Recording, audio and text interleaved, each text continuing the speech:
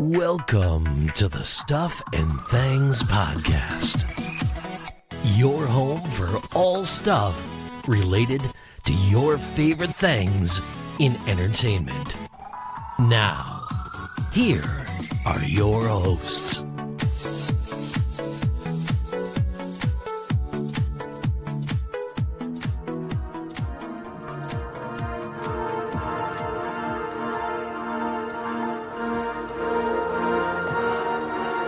Hello everybody, welcome back to the Stuff and Things Podcast. It is Secret Invasion time again. We're talking episode 2 of the new Disney Plus series starring Samuel L. Jackson as the incomparable Nick Fury. Joining me this week is not Stefan. Stefan is unwell, get well soon. The revolving door of who is hosting this show continues. But returning, it's the Marvel, maybe I'll watch it sometimes kind of a fan. It's Kayleigh. Hi, I'm back. You are. How you doing? I'm good. I apologise for my shoddy attendance rate. Yes. I blame 10 other people, but ultimately, it's my fault. Hammers and walls and DIY do not mix. No. Recording a podcast whilst hammering. No. I mean, sometimes the audio can feel like it's hammering, but so I need to do some admin to start with. So talk amongst yourself for a moment. So we started this podcast in 2016, and one of the big podcast hosts, if you like, who we got on board with first is an American provider called Stitcher. Stitcher have announced in the last week that they are closing. In August, Stitcher will no longer be available. Around 40% of our audience still listen to us via Stitcher.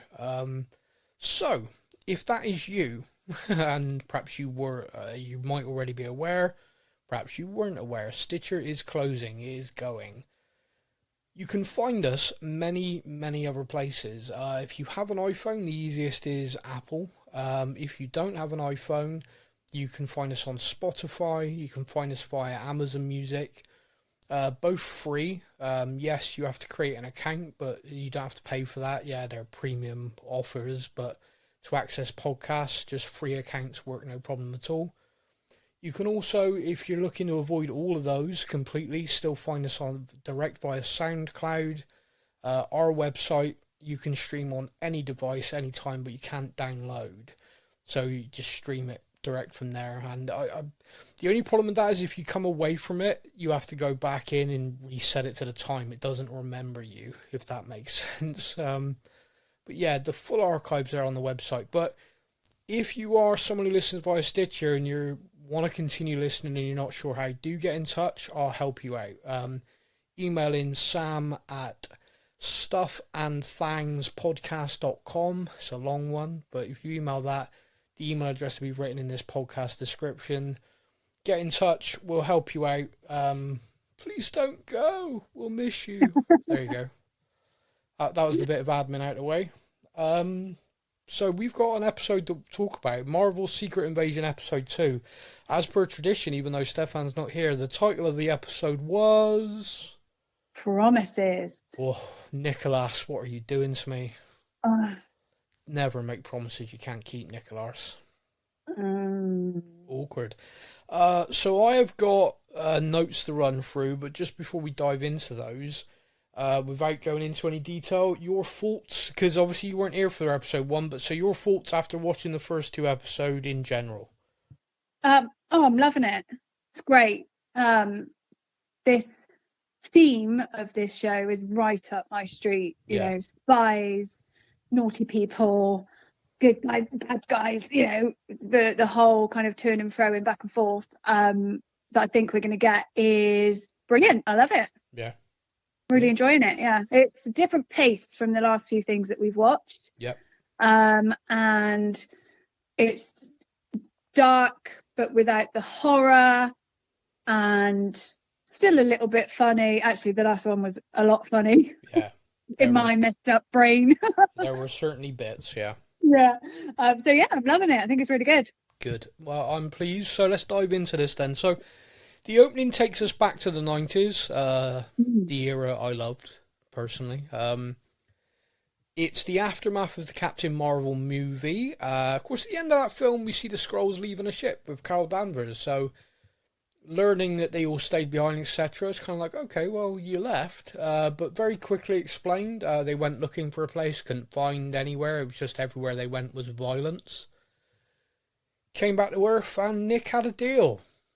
So my first question for you then, as a discussion point, has Nick, do you remember the line where Nick Fury says about he knows everything about everyone everywhere? And then he came back after the blip and he was like, I used to know everything, and now I don't.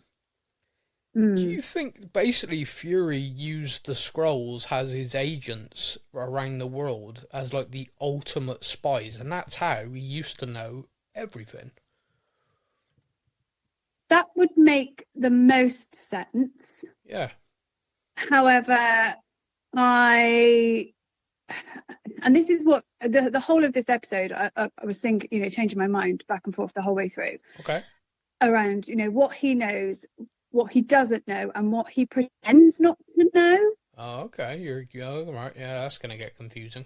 Yeah, so I think there's a bit of kind of misleading behaviour going on. Okay. And obviously the volume of Skrulls, which we'll come on to, I'm sure. Yeah. I don't know. I think there's going to be a kind of moment at some point where it will all make sense. But okay. Well, I don't know. For me, that beginning kind of felt like, okay, this explains a lot. The Skrulls literally are the perfect secret agent for Earth. Literally, like, just walk into a place, pretend to be the security guard, but get past security, pretend to be a president, and you read all the documents and you leave. No one's none the wiser. I guess some of it comes down to, if you've got this mass of people, or Skrulls in this case, you're always going to have kind of like offshoot groups and factions and things like that. So it's hard to control that and keep in the know. Yeah, what did you... So I think he thought he knew everything, but he clearly doesn't. No, clearly. I was relating the know everything about humans, the governments and all the secrets, kept around the world. But when it comes to the Skrulls, it's pretty clear straight away he knew very little. And we have this... I think this was an amazing scene on the train with Talos. Yeah. Because... There's different aspects to this. One, and this is why I like the series on Disney Plus. You can learn and flesh out a character so much more. We've known Nick Fury since the very start of the MCU. He showed up in an after credit after Iron Man, and therefore he has been a presence since day one. But here, he's just revealing that little bit more about himself. The racism he faced as a boy. And his memory, like his mother, playing that game. But also, it kind of, he may not be, or he may not be pretending to be, in your mind, as sharp as he once was. However, him turning that kind of folksy, disarming story about his past into an interrogation was very clever. Like, he completely disarmed Talos with this story. He's laughing, talking to his friend, and then bang, I'm asking you. I'm basically interrogating you. I want answers. Tell me something I don't know. And Talos reveals something which shocks Nick, which is there are 1 million Skrulls there or thereabouts living on Earth right now. Do you know what, just quickly before you move on, do you know what my immediate thought was, which is really odd? Go on. Wow, 1 million Skrulls. Just send them to Australia. There's plenty of space. Yes. That's my first thought. Beyond anything else, just send them over there. Plenty of barren land. They can just create a colony. What's that about? Someone sent me one of those like strange videos recently, like crazy facts that you won't believe are true but are. And it's like the population of Shanghai is the same as the whole population of Australia. Yeah. I was like, wow. When you consider the Australia landmass is massive. Yeah. Yeah, kind of crazy. Anyway, that was my But also, immediate every thought. creature on that damn island's out to kill you, by the way. But Yeah. so 1 million. What did you think to Nick's reaction? Because I was actually taking it. I mean, be shocked, be pissed he never told him before. But I think Mm, Talos makes a very valid point of, you were gone. You know, yeah. you were blipped away for 5 years. You know, my people are being hunted across the galaxy. You're not here. I put the call out. People arrived. Then when you came back, you didn't want to know. You know, Mhm. I tried. I've tried to talk to you. Your boots didn't hit the ground. You were gone. But Nick basically kicking him. I mean, that felt. I don't know. To me, it felt like an overreaction. You know, this is someone he's been friends with and clearly very close with since the 90s. So this is 30 odd year relationship. Mm. I don't know. What did you think about his reaction? I I think it's probably a mix of emotions for him. The one that I kind of picked up on was maybe he was feeling a bit hurt by that, Yeah. but Nick Fury feeling a bit hurt, thinking, oh, I thought we were, we had a different kind of relationship. And we see a bit more of that kind of vulnerability from him, which I kind Yeah. of like, but also kind of broke an illusion that I had of him. But then I think Talos makes a very good point. Like, you Yeah. went here. What do you want me to do? Yeah. Just send my people away? I'm doing the best that I can Yeah. without the person who promised to help us and just bogged off for however long. Yeah, I do find it interesting. I kind of feel like there needs to be a bit of a clear the air conversation or argument Mm, between these two. Because there's clearly a lot of love and friendship between the two of them. They are clearly close, and I don't think Talos. I'm still not sure how to say it. mm, I'll just change it every time to keep people on their toes. yeah. I think he doesn't blame Nick for not having a planet. I don't think he blames him, but I think at the same time he's like, because you didn't do this like you said you would, we now have a problem. Which is Mm, not blaming him, but just pointing out this is the facts. Okay, yeah. we worked for you. We did. I think he says like when we're being your errand boys and your spies, you're fine, but all of a sudden we just want a home like you promised us, and that's an issue. So I always like this in I think well written fiction is when you can look at the bad guy agenda in air quotes and maybe not sympathize with it but understand where they're coming from. So I'm looking at Gravik and I get why he's pissed. I can understand he feels he was lied to.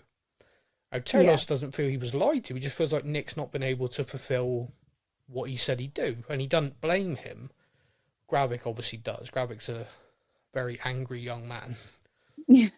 Um, Understatement. by the way, the actor who plays Gravik, I've seen him kick around loads of stuff that I've not really watched. So I've been aware of him, Mm, but it's the first thing I've ever seen him in. He is, for me, I feel like he's nailing this. yeah, he's That very good. that cold, calm, menacing as hell. When there's been action sequences, like he is deadly and very ruthless, but in a very controlled way, and I love that. That for Mm, me. I find that far scarier than people who are screaming, shouting, like "I'm gonna kill you all." No, the guy who just sits there quietly, and then acts is far more terrifying. I I think the difference between Gravik and mm, Talos, we're going to be stuck on that loop now, yeah, is he obviously came to Fury as a child, yeah, or a child in human eyes, I think was the line. yeah, And yeah, if you're a child and you've got somebody who promises to help you, they almost become this, you build them up in your mind of yeah, being this savior and this hero, and then when they let you down, it's 10 times worse. yeah, Whereas if you're an adult, you're kind of already a bit jaded anyway. yeah, So the impact is probably very, very different. But I think he probably feels the hurt in a more personal way yeah, than than Talos does. I think that is what we kind of see from Gravik, and it's all in his eyes. If you watch his eyes, it's all that emotion is there. Even though he's cool, calm, and collected, you can see it. This just there's a rage. Yeah. Because in episode 1, where he turns and actually looks at Nick, and Nick sees who it is, the thing I talked about on the last week's episode that I loved is there was none of this monologuing. No kind of, I'm the bad guy. See? I'm going to blow everyone up. What are you going to do about it, Nick? And, Fury tries to talk him down. No, he was there to hit the bomb. He was there to look him in the eyes and hit the button. And again, it just adds to it because, he then kills Agent Hill, and a lot of people, of course, were, oh, is she really dead? Well, the fact we met her mum mourning her this week, I'd suggest, Agent Hill is gone. Great casting on her mother, by the way. Yeah, tall enough, which I was pleased about. It's like one of those silly things, but it's like, Kobe Smulders, the actress. You needed someone who was going to look like could be her mother. Also, the thing I liked about that as well is there are certain tropes in TV and film, which is, when I saw her march off, I knew she spotted Fury. Yeah. And when she approached, I was fully expecting, this is all your fault. How dare you? And although she was angry and was kind of like, so my daughter's dead because of you, she was like, my daughter loved you, would have followed you to the gates of hell. Whatever she died for, make sure it means something. Yeah, that hit different, I think, than her going off in a rage and just walking up and it was smacking him in the face. It was brilliant. Because that, to me, is the parent of someone like Hill. Agent Hill has been involved in all of this from day one, is put her life on the line constantly in these massive global events. She's been a part of it. The Hydra thing, everything. Her mum's been through all of this. Like, oh, is she okay? And she would have known, the risks and everything. And when she's dead, she doesn't take it like in a kind of, you got my daughter killed, you bar steward. It's a kind of, she died for something. I know she would have died for something because of what she did. So you make it mean something. I almost feel like, and I know this is from the previous episode and you probably discussed it, but I almost feel like they kind of did her a bit dirty in the way that they killed her off. Yeah. And I know we'll probably see, it's for the, there is a reason, it wasn't in vain or whatever. Yeah. But it was just it fell a bit flat for me. I wasn't particularly, for a character that we've had from, day one almost, who in reality is a side character. We don't know a huge amount about her. But to just kind of, oh, well, that's it, she's gone now. In that very small moment, just kind of felt a bit like, I don't know. I've seen a lot online, where a lot of people are very angry and they feel that this is a trope for female characters being sidelined. Fridging, I think, was the term I saw.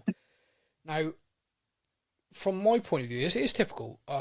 Male eyes, perhaps I'm not seeing that, but for me, what it did was showed the real stakes at play, because in comic book stuff, it's, oh my god, that guy got shot 400 times, there's barely any of him left, but he's limped away, he's okay, well, and these superheroes, and, they get blown up, and they get, a nuclear bomb's gone off, oh, but he's alright, Hulk shouted at him and his heart restarted. That's the genre we're in. So when you have shows like this, it's kind of hard to feel the threat, the kind of someone could die from this, because, all the red shirts, all the civilians, of course they're going to get blown up, but Hill's fine. Hill's safe. She's one of the, oh wow, no she's not. Okay, anybody could die in this. If you kill off Hill like that, and it's that, like you said, almost kind of casual, he just walked up and shot her and walked off, and we're left reeling. The reaction of people not thinking she's dead, I think, was part of how simple that was. He just literally shot her in the stomach. There was no big kind of thing. It was just, bang, you're dead. But I think on the flip of that, it did a really good job of kind of highlighting to Fury actually how fragile that whole organization is. Yeah, We don't massively. have the Avengers in this bit anymore. No. We haven't got people in bloody iron suits or with special shields or anything like that. Nope. This is the kind of crux of the whole race you're trying to protect on Earth. So actually, in that respect, it was done quite well, because I think Nick maybe takes that for granted. I think you're right. I think it also, I just felt it was for the audience. I felt the audience from that end of that episode, I described it as a massive gut punch, because this is Agent Hill. Agent Hill's always there. Like every now and again, she'd just show up. She was in Agents of S.H.I.E.L.D. She'd show up in Captain America Civil. She just shows up. She's great. And so for her to be gone, similar to the Avengers when Coulson died, Coulson had been in everything. He'd been a consistent thing, and then boom, he's dead. Now, of course, he then dies 400 more times in Agents of S.H.I.E.L.D., so it's kind of a weird thing. But moving on from that then, I wanted to ask you, what do you think about Gaia? Because me and Stefan had a conversation in episode 1 of, was she genuine, went to her father with the information, or was she setting them up? Because, of course, she's told them, I've marked the backpacks, go after the backpacks. She'd have known they were empty when she was carrying them, and she hands them off, and then, so we're like, whose side is she on? Now, this episode, I'm still not sure. I think she's on her own side. What do you think? I mean, all I've written here is Gaia. Do we trust her? Question mark next to her name. That's it. I don't know. I kind of am hoping there's kind of a long game here. She knew what she was doing. She set them up, but for a bigger purpose. Like, she knew that Fury would get out and there was a plan for him, and but the explosion, the bombs had to happen for something else, because obviously we see her going in and rooting around the computer and this is the asking thing. questions, and I don't know. In this episode, she is snooping. She has overheard, she's snooped, she's gone in the computer, which we'll come on to because that's something to talk about in a bit more detail. But she is snooping, and we also see later on when she's driving him, she wants to go into the council meeting but can't. So is that because it came across like, oh no, I'm by his side, I'm with him, but was that more, I need the info, I want to be involved? And then later on, we also see her when they go and try and rescue the Skrull that had been captured. She makes a phone call. It's her, we assume, who revealed their safe house. She makes a phone call in Russian, and then it's the Russian authorities who are at the safe house. Yeah, and that's what makes me think she's kind of playing a longer game here. Yeah. Because it all could have been put to bed when that explosion was supposed to happen. But actually, she knows that there's more coming. So she's trying to keep one group of people safe while still getting information, keeping herself in the middle of it, trying not to piss Gravik off. So I think she's a quintessential spy, double agent, triple agent. I mean, don't get me wrong, I kind of like it. I kind of like that I'm not sure. I kind of like the fact that because in this episode you could kind of go, oh, clearly she's Team Talos, clearly. But no, I'm not there. I don't think so, because I think if she was purely Team Talos, like you said, last week would have been, this is what's happening, this is what's happening. Also, there's something weird going on in the lab, so I got to stay there and work that out. She could have revealed more, but she didn't. So I think there's a part of her that's kind of a little bit angry as well that they've not got their home world, and because her point of view seems to be more, hey, you can come here, you can eat, food from our home planet, you can be yourself, you don't have to wear this human face all the time. But it's kind of, I don't know, it's a little bit strange. I'm not sure where she is, or perhaps during this episode with things she has seen, perhaps she's now getting a little bit more, okay, maybe I need to speak to Dad. Because I think This is her end goal is the same as Gravix. I think the yeah. path that they are willing to take is very different. I think that could be accurate. I think yeah. So let's talk about this computer then, because Mm. I took a screenshot. So she overhears like scientists talking about splicing DNA in samples. Was the sample there? No. I'm looking, and you're kind of like, okay, what's going on there? And they got this device, and I'm looking at it, and I'm like, okay, what's going on? And so she looks it up on the computer, which I kind of love the fact that because they're in this abandoned nuclear, all the computers are old Soviet tech, by the way. Yeah, They look like the computers I had at primary school. yeah. So I enjoyed that stupid little thing. But on the screen we see Groot, Frost Beast, Cull Obsidian, and Extremis. Now, Groot, we all know. So that is part of Groot that has been recovered on Earth and they've got, or looking for.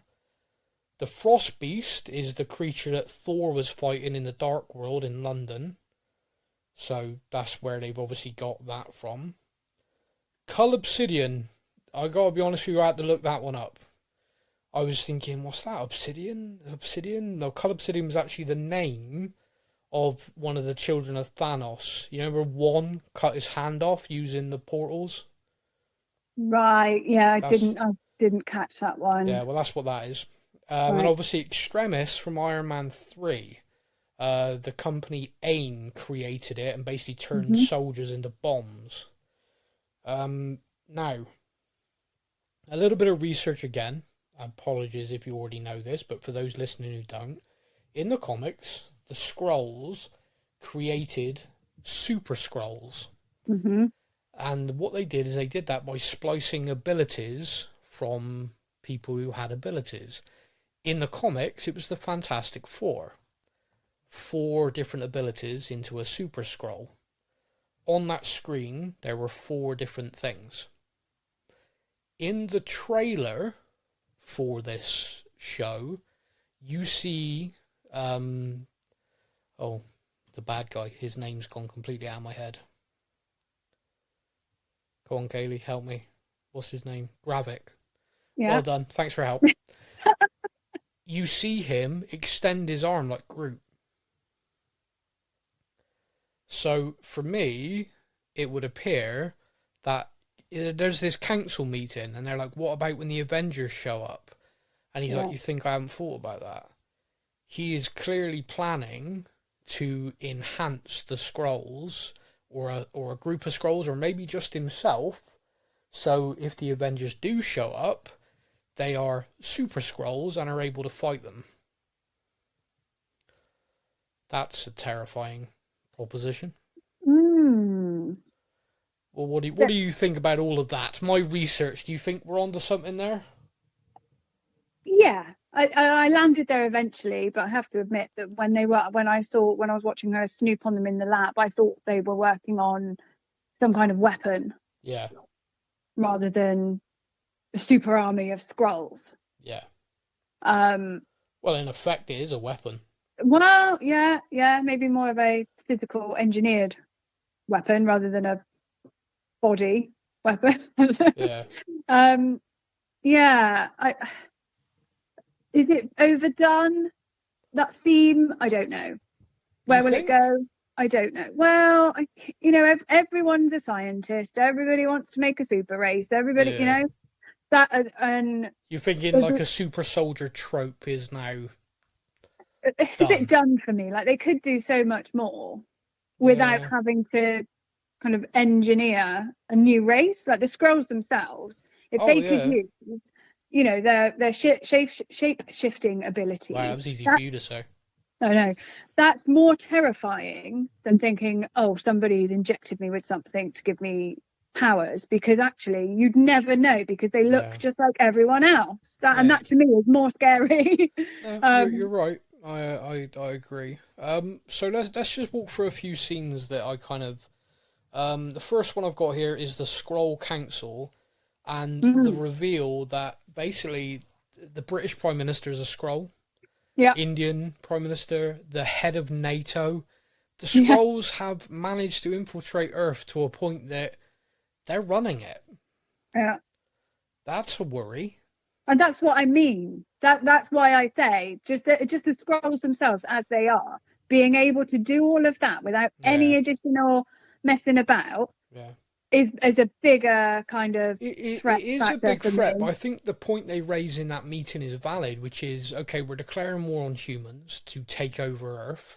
Okay, we can manage that. We can turn them on each other so they kill each other and then sit back and enjoy the nuclear wastage because we're not affected by radiation. Yeah, okay, we can do that. But the minute this kicks off to a point, the Avengers are going to show up. How are we going to combat that? And to a certain extent, if the Avengers are able to identify who is a Skrull and who isn't, and reveal it to the world, you've all been lied to, these people are aliens, we're here to kick their ass, all of a sudden, that's a bigger problem, because they wouldn't be able to fight, There isn't a Skrull there who could go toe-to-toe with Thor. There isn't. So in his head, this is why he's trying to create something, or someone, or himself, enhance himself, so if the Avengers do show up, they can kick crap out of them. Take them on, yeah. Or at least go toe-to-toe long enough that the rest of the plans work. So how do we know then that some of the Avengers or anyone in this universe isn't a Skrull? If there's a million of them. We don't at the moment. And this is part of the show that I'm really enjoying.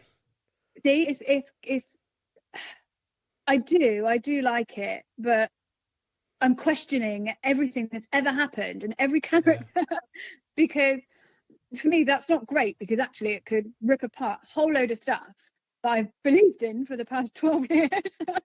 Well, there's certainly aspects. I mean, the end scene of Spider-Man Far From Home, where you realise that Fury and Hill the whole time were Talos and his wife, that really is a precursor to this. It's a shock. Yeah. That's like, oh, hang on a minute. So this whole time Fury, it's not been him. Wait a minute. And then that's why he doesn't have a handle all of this knowledge that he used to have, because he's off gallivanting and people are taking his place. He's on Saber, yeah. So the scene with the council I thought was kind of like, oh wow, and then you learn that he's now been appointed general. They have decided the Skrulls are at war. They are going to try and take the Earth. One Skrull says no and walks and calls Talos, who wants to set up a meeting. So I think we get that next week. That should be interesting. Yeah. I like that they didn't all just go, okay then, and at least one person stood up to them. I'm surprised the NATO guy actually gave in as quick as he did. Yeah, I think Kayleigh was a coward. He got smacked once and the British Prime Minister said, oh, you won't be any more trouble, will he? He was like, nope. Nope. No, but yeah, I liked her. She had a real kind of calmness when she spoke, and this kind of, you lot are forgetting, we didn't lose the war because we were afraid to fight. We went in two-footed when maybe we should have stepped back. You're picking a fight here. We might not win. So I like that. That was interesting. Another scene which kind of had me scratching my head a little bit is Rhodey and Fury. Oh. I've always liked Rhodey. Always liked him, but in this scene I thought he was a bit of a dick. He was really, really off. Yeah. The whole thing was painful to watch, but not because it was bad. No. But because I know that there's something's not right there. There is no way that the Rhodey that we know, would have found stacking Fury that easy. Or pleasurable even. He seemed to be enjoying it. He seemed to be kind of like, I'm here to do this. This is fun. This is good. Now, there's two parts to this. One, I think that is far too obvious for us to go, clearly he's a Skrull. So I don't think he is. Because I think it is far too obvious for all to go, that's massively out of character. Rhodey's been replaced. Which Green Goblins, And I've is that what they want you to think? Is this another red herring? I don't know. I don't know. Now there is one thing in there which does make me question it, but it could just be that I'm being too detail orientated. He called him Nick. Nobody calls him Nick, not even his mother. Fury. Everyone calls him Fury, and he makes a big deal out of that, and he does call him Nick. Listen, Nick. I don't know. So I wonder, I didn't catch that, but now you've said it, Yeah. I wonder if that is almost, because Nick kind of just went, oh, all right then, I'm off. Yeah. Maybe that was some kind of way of Rhodey kind of indicating to him that the people that are in that room, the people that are surrounding them, are not good people. Yeah. He's under some kind of, he's in there under a false pretense. Yeah. So by calling him Nick, Fury kind of goes, that's kind of where I went as well, because I'm like, Rhodey's not acting like himself for one. Two, he calls him Nick. Now, the obvious thing for all of us is to assume, oh, he's a Skrull. But what if when Nick says to him, how well do you know your security? Yeah. And he's like, oh, yeah, I know about the Skrulls and everything. And it's almost like by firing him and taking him away in front of those people, he is, in essence, like, oh, Nick, you're out. You're out. No wonder you're out. You've lost a step. All of that, like you said, could have been a performance. Yeah. It just felt like a weird interaction between the two of them. It just didn't feel normal. No, and even when he was on the phone as he was coming out of that session that he was in, which Slovakia, by the way, was hilarious. Yeah, if he rolls my eyes at me again, I'm going to put on the suit and carpet bomb them. But even that, when he answered the phone, that was weird. You could almost feel him at that moment uncomfortable. Playing a game. Yeah, which isn't like Rhodey. No, Rhodey is pretty straight with stuff, and when you consider his best friend was Tony Stark, at one point he's used to dealing with a prima donna billionaire sort of thing. So it was interesting that. So yeah, we'll see where that goes. But yeah, I think you're onto something there. My favourite scene in this whole episode is a bit Tarantino-esque. And that is Folsworth is her name. Enters a meat locker in Russia, hands the phone over to this guy. Clearly he's then speaking to one of his superiors, like, yeah, let her deal with it. I've almost got the Stuck in the Middle with You music playing in my head as she shuts the door. Delivers. Now, I talked about people who are cold and calm, and I find that more menacing. She is good. She is so good. Olivia Colman. Is it the easy way or the other way? I gotta break out of this and break every bone in your body. Oh, okay, then it's the other way, with a big smile. Chops his finger off effortlessly, and then sees it go green and goes, right, now we've settled, who you are.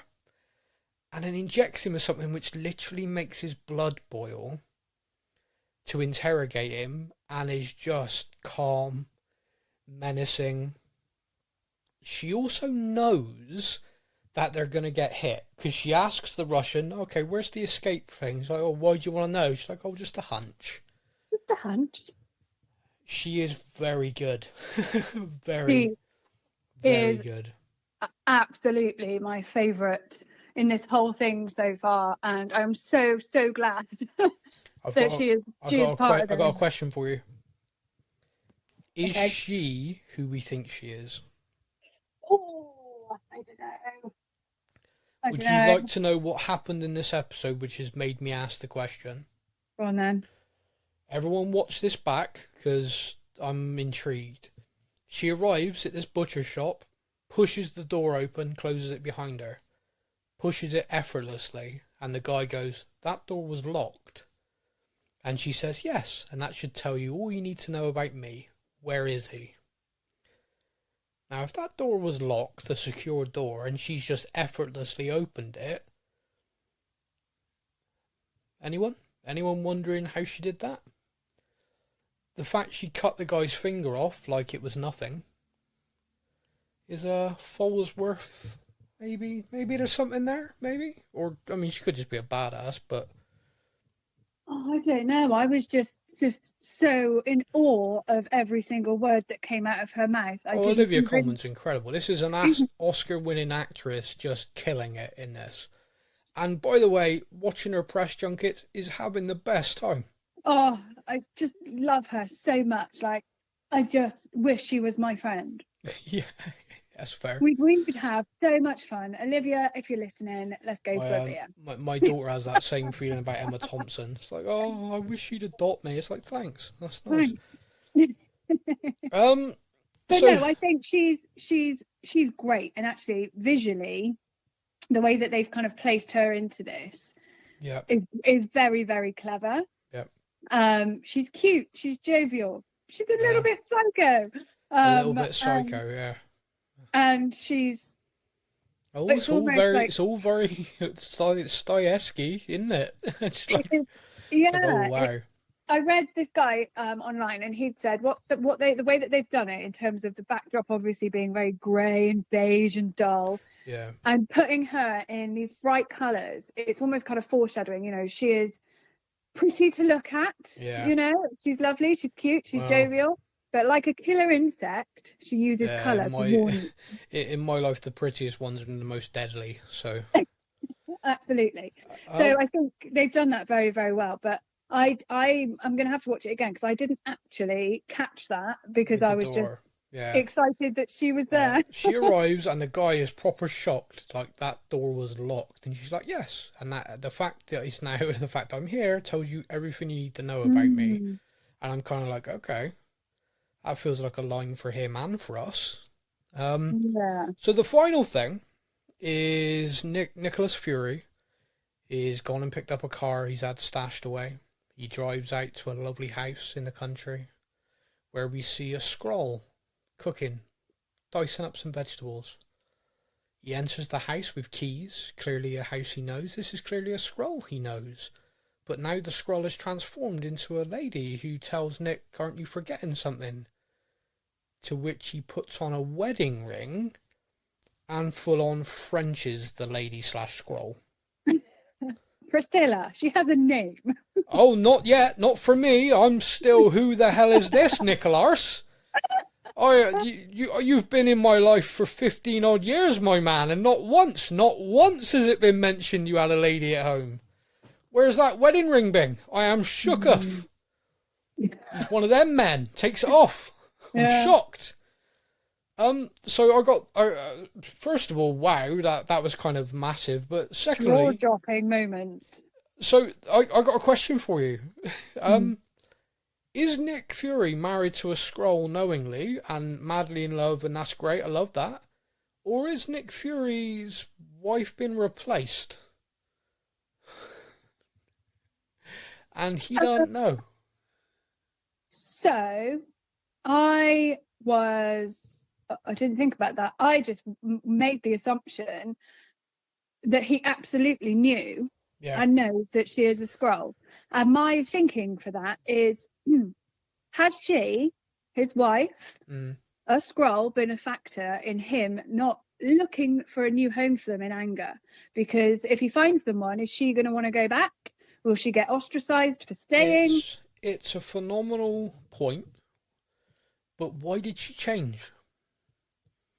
If he knows she's a Skrull and he's married to her and loves her for who she is, why in her own home would she transform when he walks through the door?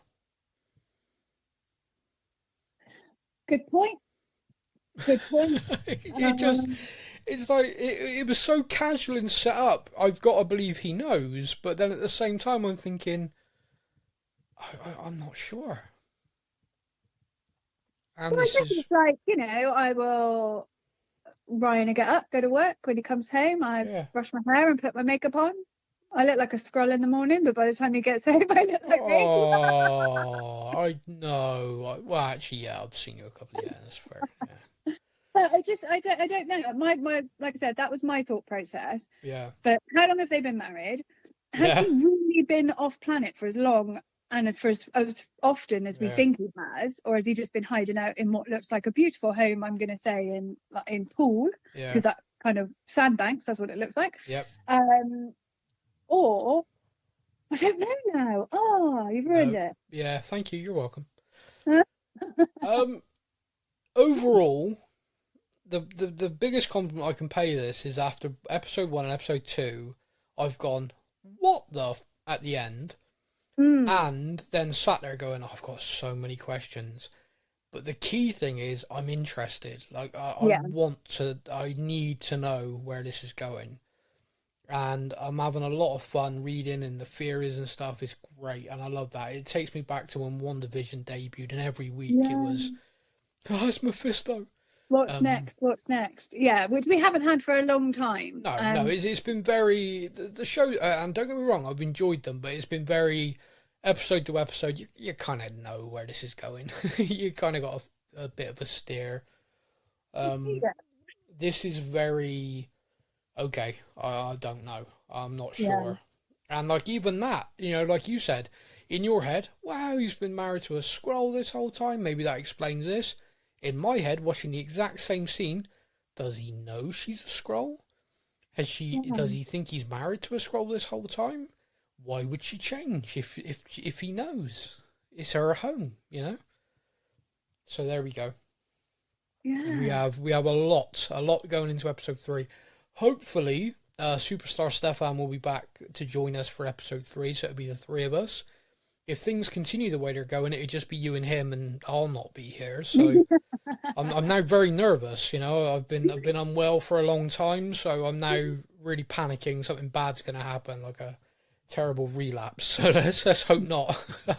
No, let's not jinx it. Yeah, let's not jinx it. I'm just going to go and put myself in bubble wrap for a while. Yeah. But yeah, is there anything else you want to add? Anything you think we've missed?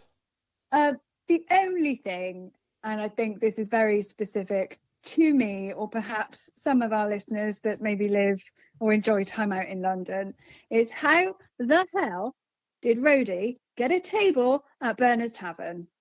That's all I want to know, because I would love to get a table there on 10 minutes notice, but it's a 3-month wait list, and it's always packed to the rafters with people. So Mr. Rhodey, please take me next time you go. I think being War Machine helps. Just being an Avenger has a little bit of street cred, I think. Honestly, they could have picked, a Starbucks or a Costa or a Pret, but no, they picked that place. Very jealous. An exclusive. It almost feels like the producers wanted a day in there, don't you think? Absolutely. Almost like we couldn't get a table, so we're going to film there, and then we can all get a table. Yeah, it is fun though to see, like the office and stuff in the background, and the kids go, "Oh wow, that's your office." Love that. Don't get that very often. No, it's true. That is very true. Okay, so that is it. That is the show. Massive thank you to everybody for listening.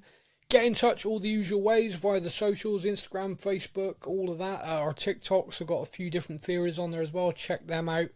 You can get in touch via email. sam@stuffandthangspodcast.com is the one most people like to use. You can use the messenger service via your various podcast apps. They all do come through to us, just a little bit slowly, depending on which one. But yeah, that's it. We will be back next week to discuss episode 3. Also, this podcast will be doing a review of the first 5 episodes of The Witcher very soon. Witcher Season 3 is out today. Oh, yes. exciting, that was her reaction to Henry Cavill, just so everyone's aware. But Kayleigh, say goodbye to everybody. Goodbye, everybody. And I'm going to leave you with this absolute legend. Alone at last. Now, shall we do this the easy way or the other way? I'm going to break these chains, and then I'm going to break every bone in your body. The other way it is. Thank you for listening to the Stuff and Things podcast. We hope you enjoyed the show. You can find us on Facebook or online. Simply search the Stuff and Things podcast to join in our conversation every week.